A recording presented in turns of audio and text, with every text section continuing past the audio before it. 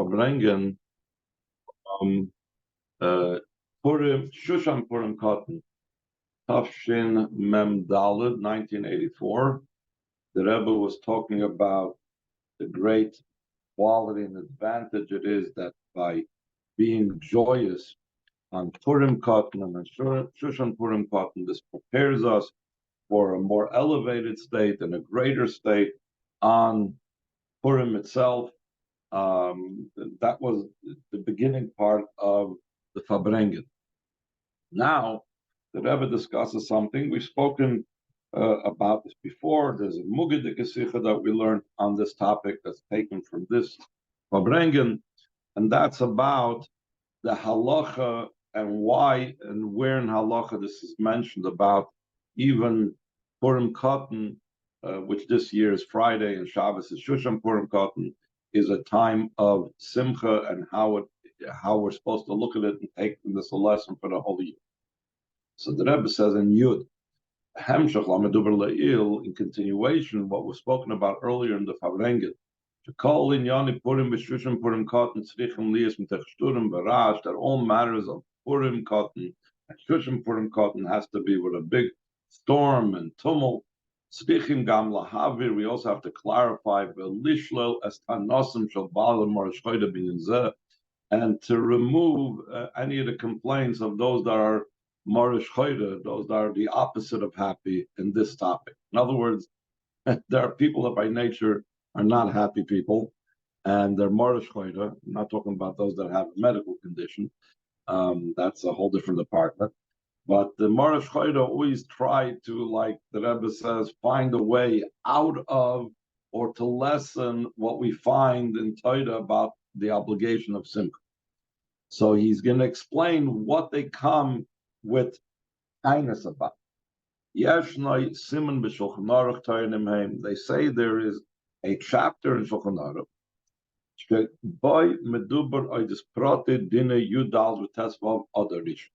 that in that particular chapter in Shulchan Aruch speaks about the specific halachas of the 14th and the 15th of the first Adar, like this year. Now it's B'Soif Chelek Orach Chaim. It's the end of the portion of Shulchan Aruch known as the way of life. That's the portion of Shulchan Aruch. There's 4 sections of Shulchan Aruch.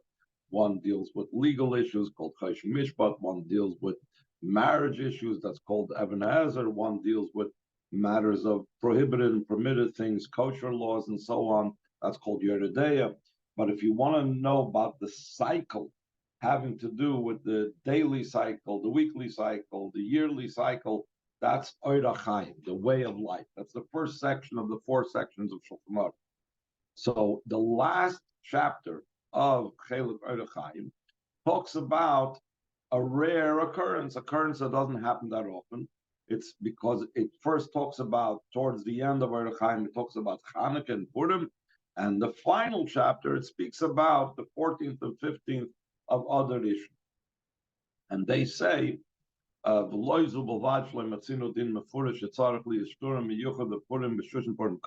complaining that we don't find an explicit halacha that one has to have a special storm about the minor Purim and the minor Shushan Purim.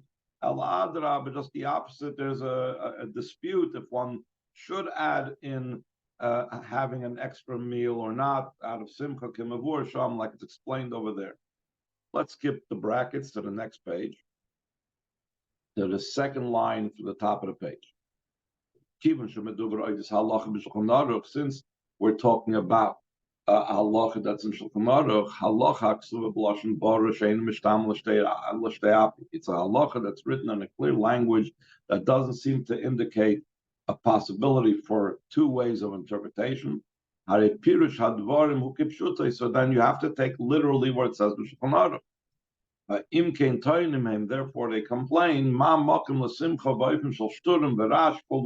these people who are Morish Choyda, depressed individuals, they are saying, what room is there for joy in a way of a storm and a tumult? The Purim, the Shushan Purim Katan, in the minor Purim and the minor Shushan. And over what the Rebbe is referring to is, like I said, there is a machlokes that it brings down over there. Should one add something or increase their meal on Purim Katan and Shushan Purim Katan or not? and he says there's no consensus to do so, but then he concludes with a pasuk from Kehelos. It says, "V'toiv leiv mishtatam," and someone that's good of heart is always in a state of joy and celebration, which is, as we'll soon explain, it's hinting, doesn't explicitly say, but it's hinting about being joyous, even when there is almost no reason to, like on Purim Katan. So the Rebbe says, "Va'bir b'zev pashta." It's a simple explanation in how can we go ahead and say that it's that we should increase in our joy, and Purim Katan and Shushan Purim Katan in a way of a big storm and so on. Gam kasher medubar is halacha psukim. Even when we speak about a clear halacha, skip the parentheses. In the lefamim yeshnam kama v'kama pratim b'dav. Sometimes there are many different details in the matter. And in this case, the rule is that one has to follow the final resolution of it. Similar to this in our topic that we're talking over here, whether one should increase in joy on Purim Katan. After all the specific halachas and the different customs concerning Purim Katan and Shushan Purim Katan, so that Ramah comes to the conclusion and ends off with this pasuk: "V'toiv leiv mishtatamid." Someone who is good of heart is always celebrating. So that is the final maskana that the Ramah is saying. You know what? We have to go ahead and celebrate, even though there might be doubts in people's minds if there's an obligation. But the Rebbe says, still in all, why be so vague about it? Yet we still need to understand. True, the conclusion of Shulchan Aruch is that someone that's good of heart is always celebrating, but still in all, why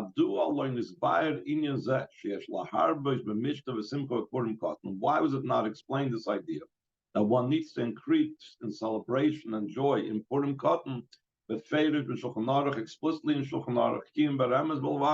It's only something that's hinted in Shulchan Aruch by bringing this pasuk Toiv Leiv Mishtatamid. It doesn't say you should have to do so.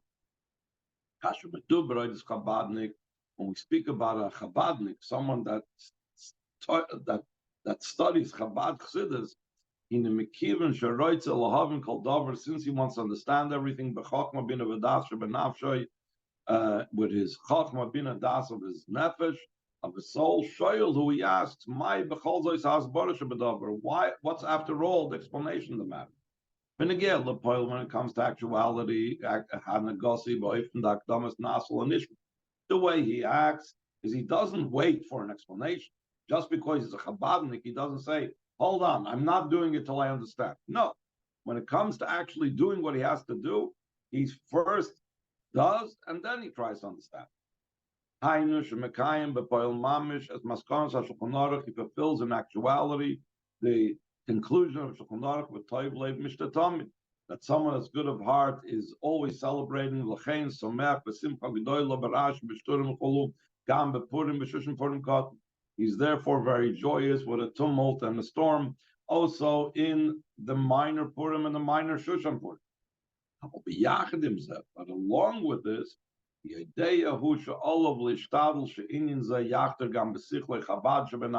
knows that this is also, he has to put in effort, that this idea should also permeate his mind, the Chachma Bina Das of a soul, in a way of understanding and comprehension. This is the difference in someone who subscribes to being a Chabadnik to someone that's not subscribing to Chabadnik. The one that's not Chabadnik does exactly what it says in Shulchan Aruch, but he doesn't feel he needs to understand. He is satisfied with doing the action, like it says Nasa before Nishma. He's not so inflamed to understand everything intellectually. But the Chabadnik, true, the Chabadnik knows that first and foremost, we got to do the right. But afterwards also has to be the idea of the Nishma. We can't just stop by the Nasa. When we talk about the Yidden by Matan Torah, they didn't just say Nasa, they said Nasa before Nishma. Yes, we will do, but we want to understand. So the Chabadnik wants to do this, and he does do it, and he will Purim Katan and Shushan Purim Katan celebrate and mark it with joy. And at the same time, he wants to understand why doesn't the Shulchan Aruch explicitly and openly state this and so on. The Rebbe says, Abir Bezem, the explanation of this is, moving al Pidvarav Shad Morazakin is understood according to the words of the Alter Rebbe.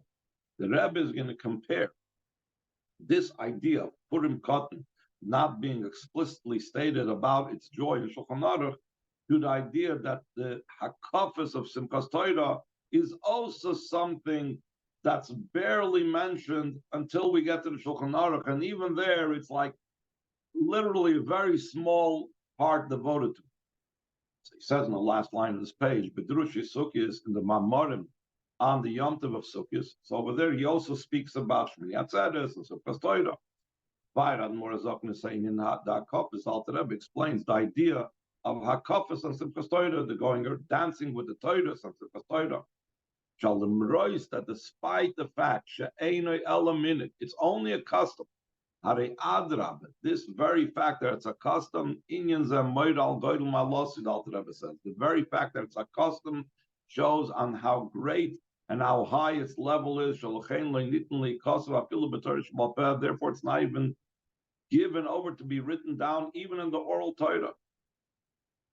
And then the Rebbe I'm going to skip over the next paragraph. The Rebbe likens it to Nisuch HaMayim, that the water libation on Sukkot is something that isn't written explicitly in the written Torah. The written Torah, it's written about the wine libation, that they used to pour wine by the Karbonos, but it's not explicitly written in Torah Shebeksav, in the written Torah, about the water libation. This itself makes it is an indication of how high it is. Because of its how high it is, it's not meant to be written in Torah Shebeksav. So the Rebbe says, in the same way, the Rebbe says there's Hakafis, the Alter Rebbe says, that Hakafis is so high, it's not even written in the oral Torah.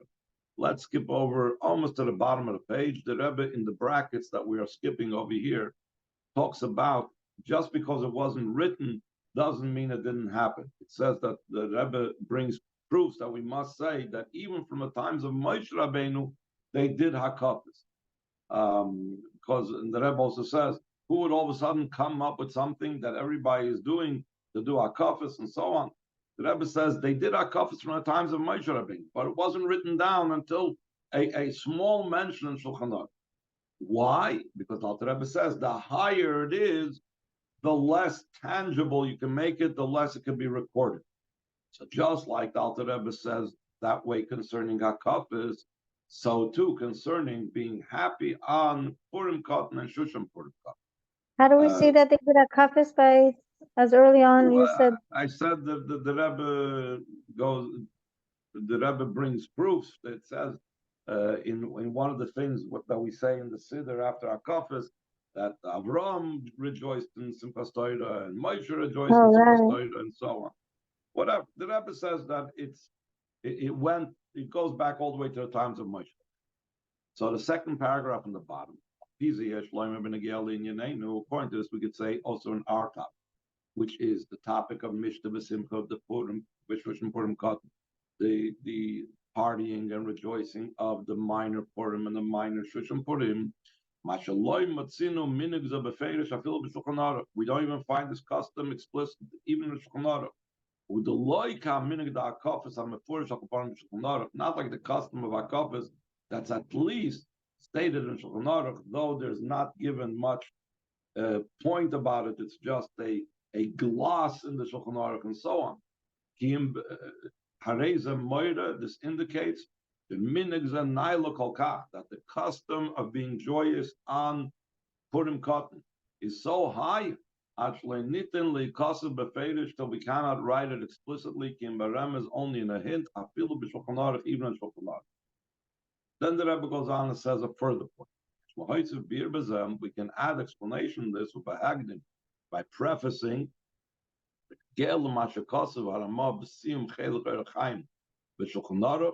concerning what the Ramah writes at the conclusion of the section of Orach Chaim when talking about the minig, if to make an extra meal on Purim Katan or not. He says, Toiv leiv mishtatam. Like we said before, someone who's good of heart will always celebrate, will always mark it with rejoicing. Isa b'achroinim. The commentaries, the achroinim, the Shari Tshuvan, Shulchan Aruch, Yosef, other achroinim say, B'chachma yasad chasima me'ein pesich. The Ramah, right, in wisdom, established the conclusion of Orach Chaim similar to the opening of the Orach Chaim. Shnei tmidim kesidron. He is alluding to the two carbon tamids that were brought in the Beis Hamikdash through two tamids in their order. It says the expression in the Gemara about the two carbon tamids brought in the Beis Hamikdash. Pasach b'reish hagahoisav shivisa v'ayla negdi summit. The Ramah begins at the beginning of his glosses that Hashem placed me, that I place Hashem before me constantly, always. The Chasam, and he concludes, V'tayv leiv mishtatam, and the good of heart is always to celebrate. So in other words, two tamidim, a tamid at the beginning and a tamid at the end. The Loimaris means to say, Chelik Orach Chaim sheb'Shulchan Aruch in Yanik Yishmai, the Orach Chaim portion of Shulchan Aruch is like its name indicates, the path of life, the road of life. Levayrus ha'orach ha'chaim shel Yehudi b'meshach ha'yimechayav, to explain the path of life of a Yid throughout the days of his life. Like we said, it goes through the daily cycle. It starts off with the Maidani and so on until Krishna Shalamita, and then it goes on to speak about the laws of Shabbos, and then it goes to Yom Tov and all the specific Yom Tov until it gets to Chanukah Purim, till it gets to Purim Katan and Shushan Purim. So it says, "V'lachein ba'aschol v'sim dechelik zeh meramez lebeis tmidim." In the beginning and at the end of this portion, the Orach Chaim part of Shulchan Aruch, the first section of Shulchan Aruch, he hints at the two carbon tamids that were brought in the Beis Hamikdash. Sakevas echad taser abayker. One lamb is you make in the morning in the Beis Hamikdash. Sakevas hasheni taser ben abayim. The second lamb you make in the afternoon. Tamid echad babayker betchilas Orach Chaim. So in a more spiritual sense, in a homiletic sense, there's one tamid in the morning at the beginning of Orach Chaim. Shivisa avayla negdi samid. I place Hashem before me tamid. Tamid echad bein arbayim, and there's one tamid in the afternoon. Besiyum Orach Chaim, at the conclusion of Orach Chaim. Toiv leiv mishta tamid, who is good of heart, is always celebrated. Amnam, the Rebbe says, Adayin tzarich laham, we still need to understand. The expression of one who is good of heart is always celebrating. So I said it was kehelis. It's actually a mishli. It's a pasuk, which means if it's a pasuk and the pasuk doesn't say that it's only about Purim and Purim Katan, a pasuk applies all the time. This obligation is throughout the entire year. Why does the Ramah bring it in the halachas of the minor Purim? That from this understood that his intention is to emphasize this obligation of always being happy in concerning the minor Purim. Seemingly, where should you place this pasuk about always a person should be celebrating? It should be at the beginning of Shulchan Aruch, appropriate to the order of the halachas in Shulchan Aruch. First comes the halachas that are applicable on a daily basis. It starts off Hilchos Netilas Yadayim, washing the hands in the morning, Hilchos B'Rus HaShachar, the morning brachas, etc. And afterwards, Baim Hilchos Shabbos, Yom Tovim B'Chula, comes the laws of Shabbos and Yom Tovim. Adli Hilchos Megillah, told the laws, the reading of Megillah, U'B'Soifon, at the conclusion of those laws of Hilchos Megillah, Ha'alachas HaShayachas LaPurim Katan, the halachas that are appropriate for the minor Purim. Why is it go in that type of order? There's the Chazal say something that is more often and constant always takes precedence over something that's not constant. So, for example, just to give a very down-to-earth example, in benching, when Shabbos coincides with Yom Tov, or Shabbos coincides with Rosh Chodesh, we'll say first Ritzei for Shabbos, then we'll say Yalav Yaveh. Why in that order? Why do we first say Ritzei and then Yalav Yaveh? Why not the opposite way? Because since Shabbos is more constant, so that is said first, and then the Yalav Yaveh. The same thing in Shulchan Aruch, he's going in that order. First, he speaks about the daily halachas, which is every single day. Then he speaks about the Shabbos halachas. Then he speaks about the Yom Tov halachas. Then, at the end of everything, he speaks about something that occurs only every few years, which is Purim Katan and Shushan Purim Katan. So the question is, according to this, since this idea of a good heart is always celebrated, is a constant thing, why do we stick it all the way at the end? So its place is at the beginning of Orach Chaim, because the things that are constant come first. But loy b'soifai, not at its conclusion, Behilchas Purim Katan and the laws of the minor Purim. So the Rebbe says, this teaches us what the reason why it's in that location is to teach us about this idea. We could say the explanation this is the idea that someone has to be good of heart and therefore he's always celebrating has to be all the days of the year. Tamid, the literal translation, Tamid, always, constantly.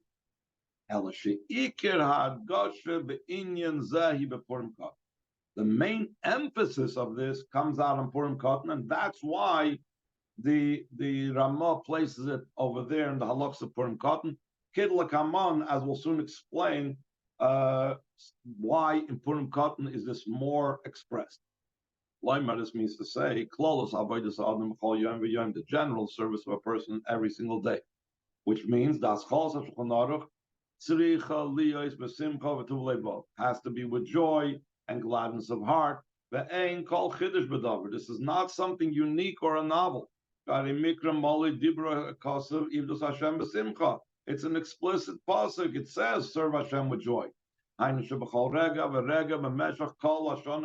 means every single moment throughout the entire year. Yid has to serve his maker out of joy and gladness of heart. The novelty and uniqueness of the words of the Ramah to say that always a person, that someone that's good of heart is always celebrated.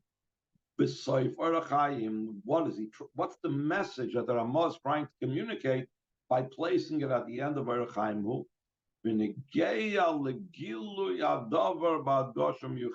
Concerning revealing this matter with a special emphasis. This means to say, this matter, though it exists the entire year, every moment of the year, one has the obligation to be joyous. It's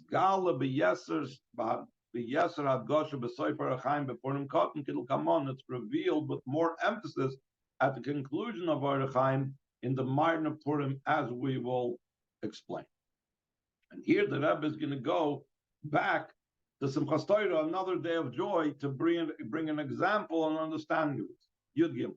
Here is that explanation. This is Yuvan Gami Inyan Akoshem Simchas Torah Behag. It's supposed to be understood from a matter that's connected with Simchas Torah, and by prefacing the following. Simchas Torah usiyum hamoyedim the Chodesh Tishrei. Simchas Torah is the conclusion of the Yom Tovim of the month of Tishrei. Chodesh shehu merubah hamoyedos. The Chazal call it a month that has many Yom Tovim. Haskolasi beRosh Hashanah. The Yom Tovim in Tishrei begins with Rosh Hashanah v'siyumai, and the conclusion of the Yom Tovim in Tishrei is b'Simchas Torah. Before Bedrush Chassidus, and it's explained in Mamar Chassidus, and the Rebbe says in the parentheses, begins from the Alter Rebbe's Mamarim, and then other Rebbeim's Mamarim skip the parentheses. The avoid the Rosh Hashanah, he ba'ifin the Gilu berad. The avoid on Rosh Hashanah is in such a way that we rejoice with trembling. Hainu Simcha mechusa b'nisteres. The joy is covered over and concealed. Man Simchas Seinu and the Yom Tov of Sukkot and Shmini Atzeres Simchas Torah.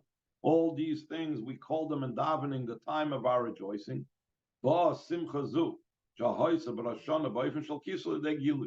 joy that on Rosh Hashanah was in a way of being covered, it comes to the state of revelation. What does this mean to say? Gam havodah the Rosh Hashanah mitach Simcha. Also, the avodah of Rosh Hashanah has to be out of joy. But even more so, if we say that fulfilling all the mitzvahs has to be done with joy, how much more so when it's spoken about the avodah of making me a king over you. Only by Hashem being a king over us can we have all the rest of our avodah. Only after we accept Hashem as king. Like the Chazal say, Kablu Malkusi, V'achakach Exer Alechem Gzeiris. First, accept upon you my kingship, and afterwards I will make upon you decrees. So if every single mitzvah we have to do out of joy, how much more so Rosh Hashanah's avodah, which is coronating and making Hashem king. The Vadesh avodah zu imitoich simcha. Surely this avodah is out of joy. This joy is concealed in the idea of awe. And its revelation, when does the joy that a person experienced in Rosh Hashanah come out that everybody can see it? If that comes out b'Simchas Torah, siyum kol hamoedim, the conclusion of all the Yom Tovim. Just to give you an example of maybe a simple example of what it means, this gilu ber'odah type of thing. Let's say a person that didn't have the opportunity to go into the Rebbe in a private audience. Now we know that most Chassidim, when they stand in front of the Rebbe, they're like trembling, they're in awe of the Rebbe, they're like overwhelmed. But what happens if a Chassid that hasn't been in by Yechidus by the Rebbe is all of a sudden told, you can go into the Rebbe to Yechidus. So he goes into the Rebbe to a private audience to Yechidus. So obviously, he's not busy singing and dancing and jumping up and down in the Rebbe's presence. In the Rebbe's presence, he's the most respectful, and he's in awe and shaking and trembling of being in the Rebbe's presence. But inside, he is filled with joy and happiness that he has this opportunity to be face to face in a private audience with the Rebbe. In a similar vein, in Rosh Hashanah, despite it's a very awe-inspiring time, it's a time of Yira and so on, but it's deep down, he has that joy. And when does he let that joy out? So there used to be by Chassidim,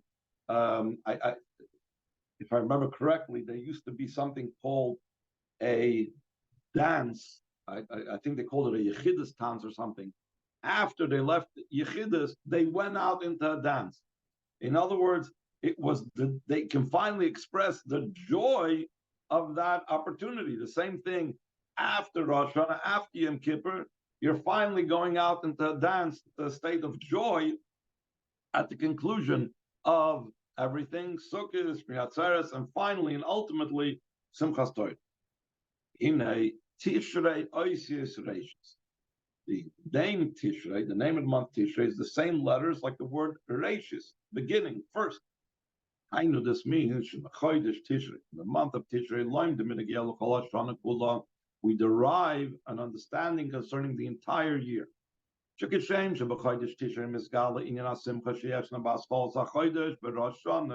in the month of Tishrei, it becomes revealed the idea of joy. that's to be found at the beginning of the month. In other words, the joy that's concealed in Rosh Hashanah when he's in awe of Hashem, busy coronating the king. And when is it revealed? It's revealed at the conclusion of the month in Simchas Torah. In Moikein Muvon Benegel Lachol Shana Kula, so too it's understood concerning the entire year. The Inyan Asimcha Sheyeshna Ba'avodas Kol Yemei Hashana, the idea of joy that's to be found in the avoid of the entire year, which is Ascholos of Shulchan Aruch, it's the beginning of Shulchan Aruch. Mizgala B'siyam HaShulchan Aruch is revealed at the conclusion of the Shulchan Aruch. Again, because it's the Shulchan Aruch is also talking about the yearly cycle of a Yid. So that joy that's supposed to be there at the beginning is revealed at the end. But it's only revealed, not chas v'sholem that there's no joy prior to that. At the beginning of Erechaim, the Ramah writes, Shivisi al vayel negdi samid, I place Hashem before me in my constant. Uklal gadol b'Torah, this is a great rule in the Torah. Sheyasim al liboy sha'amelech hagadol hakadosh baruch hu. When he pays attention to the fact that the great king, the Eibishter, Shemolech al arz kvoidei, that the earth is filled with his glory. Oymed Allah v'roiv ma'asav, he's standing over him and sees his actions. Miyad yagia elov hayira v'achna v'pacht Hashem yisbarach, immediately it will reach him the awe and the sublimation and the fear of Hashem. And then while he's still lying in bed, before he even got up, he will know before whom he is lying. Here he means when he goes to lie down, he knows before who he's going to lie down to sleep. And therefore, immediately when he wakes from his sleep, he will stand up with great alacrity, whatever that means, for the service of his Creator, may be blessed and elevated. Hine, the Rebbe says, Das lenovin nokel. For an understanding person, it's very easy to appreciate this meditation that Hashem is standing over him and he sees his action doesn't just brings an additional feeling, milvad hergish hayira chulu, in addition to the feeling of awe, it brings to him regesh shel simcha va'osher, brings him a feeling of joy and good fortune. Kefisha maven, I feel a yell at Katan, like even a small child understands. Floiniten letayr inyan shel simcha va'osher yosef gadol mezeh shemelach malcham lach makadosh baruch hu balach hadrei v'ayim yal mitasi ayit kaidin shnaitel yadav. It's indescribable, the joy and the good fortune. There's nothing greater than that the King of Kings, the Eibishter, is coming to his room and standing next to his bed, even before he even washed his hands. But just like we said, the joy on Rosh Hashanah is something that's concealed, and what's felt externally is the awe. The feeling of joy is concealed in this situation, in this status, because the revealed feeling is the idea of awe.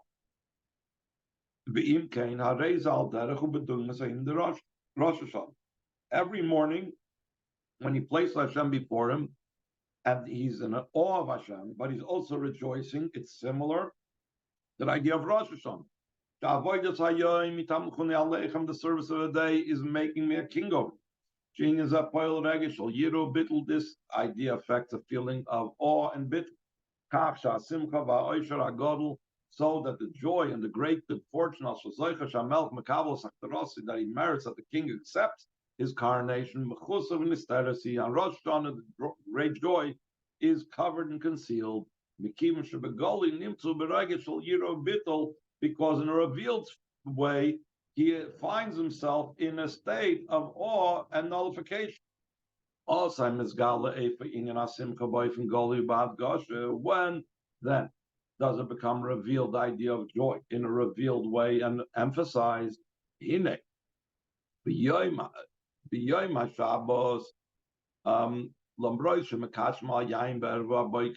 the fact that we make kiddush on wine in the evening and the night. Skip the brackets. V'yayin in Yoni Simcha, and wine is the idea of joy.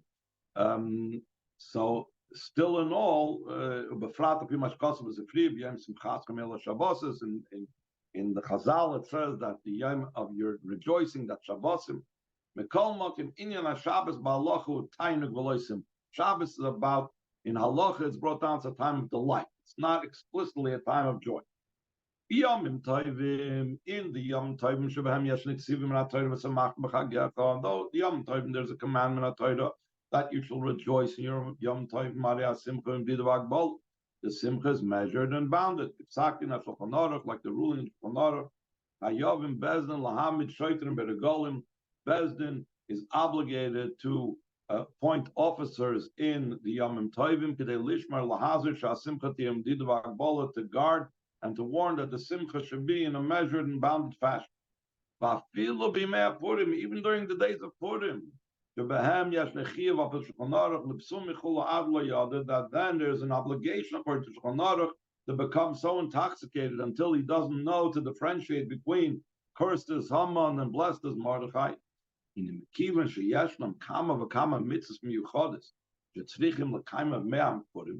Since there's many different unique mitzvahs that one has to fulfill on the day of Purim, there is, for one, Mikra Megillah. You got to read or hear the Megillah.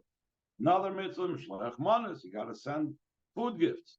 Another thing is Matanis Lev Yoinim. You have to give gifts to the poor. Additionally, Amiris Valanisim Achulu. You have to say a special insert in Shemoneh Esrei and benching of Valanisim.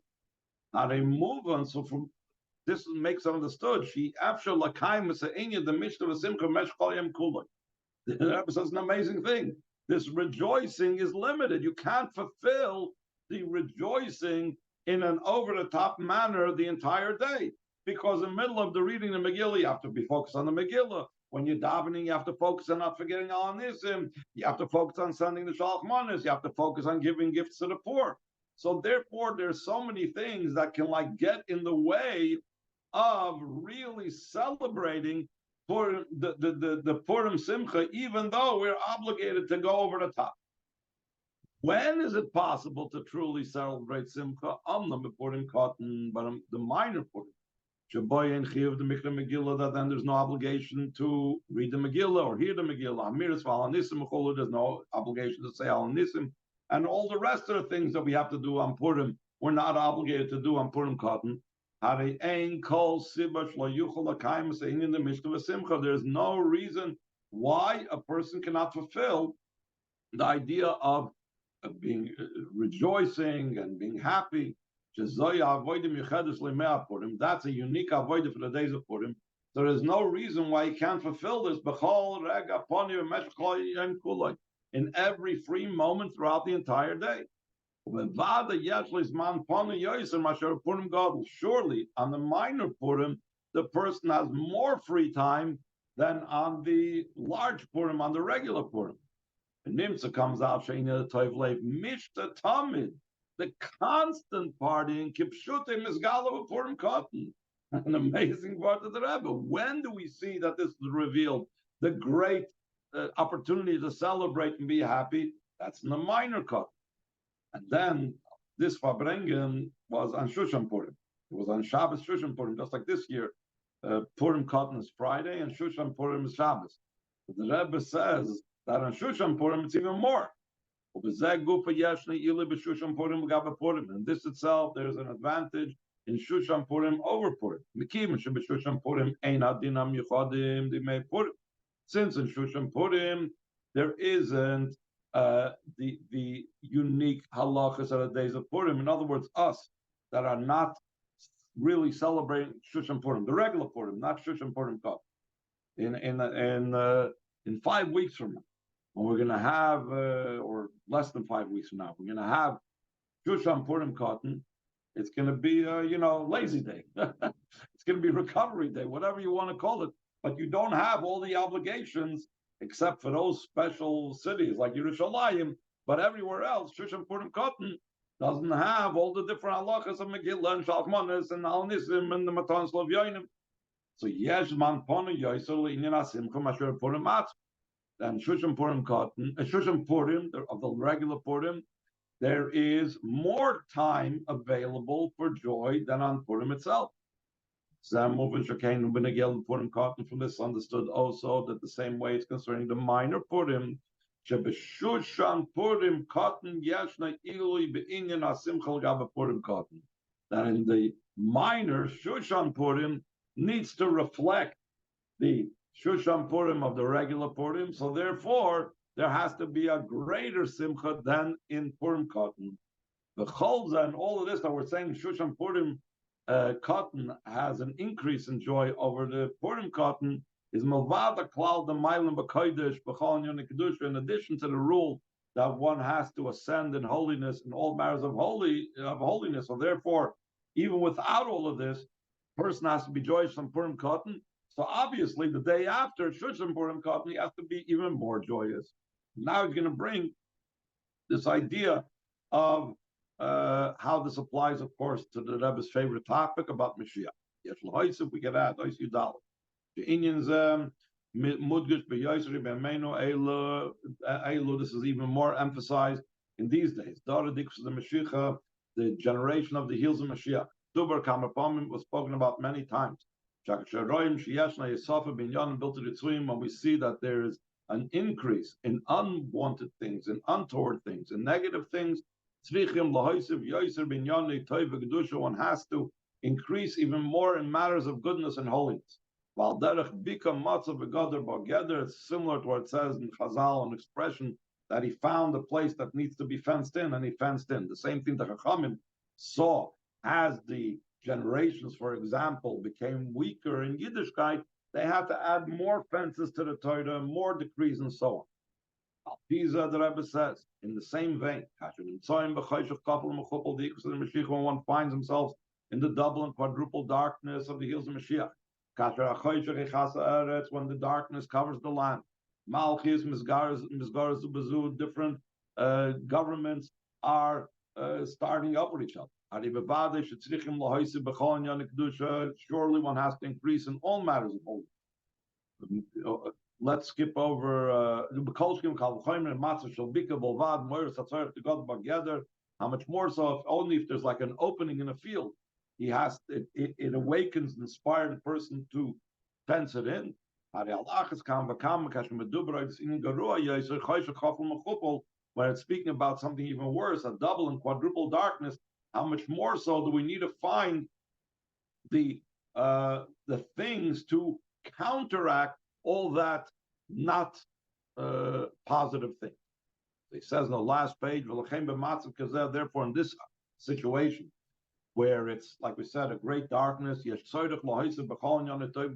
a need to increase in all matters of goodness and holiness. We take simcha shel mitzvah out of the joy of a mitzvah. If there's a doubt concerning a particular matter, if it's a matter of holiness, since the two Talmids that we spoke about before, that place Hashem before me, Talmid, and the goodness of that one that's good of heart, he celebrates always. Kshurim zevazeh are bound up and connected one with the other. Moving, it's understood. That first and foremost, before we have any type of, as soon as we have any qualms, right away increase in simcha. Frat especially, since joy breaks through boundaries and barriers. This itself, the joy will break through the barriers that it should become transformed into a matter of holiness. That's connected with I place Hashem before me always. And the Rebbe continues, here's the part where the Rebbe connects it with Mashiach. Mashiach, another main point, concerning the emphasis of the idea of joy in these days. One of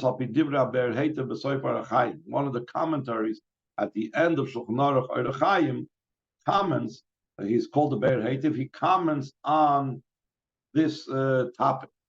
And so skip the next paragraph. The Rebbe speaks about the fact that the Be'er Heitiv doesn't usually say something on his own. He's usually quoting and summing up what the other commentaries in Shulchan Aruch says. So skip to the next paragraph. This is what the Be'er Heitev says. Quote on the words of the Ramah. This is the quote of the Be'er Heitev. Tamid. What's it mean? Tovlei Mishte Tamid. Beis Tifarteinu b'Meheira Yamai. The house of our glory and beauty, meaning Beis Hamikdash, will speedily stand. Ubiyira Oisinavit, and we will serve Hashem with awe. Nachan Yehara Bayis Berosh Harim Madei Ad, and set up will be the Harabayis at the head of the mountains forever and ever. Let's skip over the brackets. Yesh Loimar. So the Rebbe says from this conclusion and this commentary of the Be'er Heitev, so Shebezeh Merumas Shayisafa B'Inu the Tovlei Mishta Tamid. With this, it's hinted that increasing in the one that's good of heart always celebrates. And Maheres Umazarezes is Kiyum Mayud. It speeds and quickens up the fulfillment of what's foretold. Based to Parteinu B'Meheira Yamai. The house of our glory and beauty will speedily arise. Amen.